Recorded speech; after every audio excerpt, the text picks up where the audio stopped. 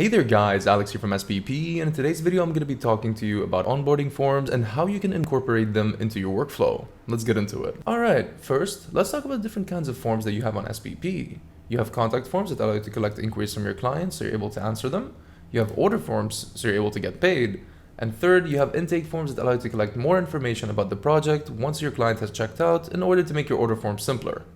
And now we have onboarding forms, which allow you to collect more information about your client as if it was an extension to their profile. This way, if your client's creating multiple orders, you don't have to keep asking for the same information over and over. This is going to be helpful if you need to collect more information from your clients, such as if they have different brands or just other information that we don't store in their profile by default. There are two different ways to get your clients to fill out these onboarding forms. The first one is to go to their client account from your admin dashboard and just assign the onboarding form directly to them like so.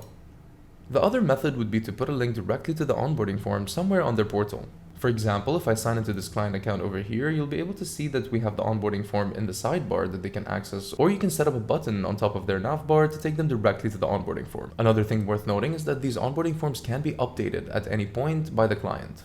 Any information submitted by the client on an onboarding form is going to be visible in their account. So if I go back to the admin side over here, you'll be able to see the onboarding form show up directly over here. And if I check out the submitted one, you'll see the information that the client provided. Hopefully these forms make your workflow a little bit easier on SPP, and thank you so much for watching.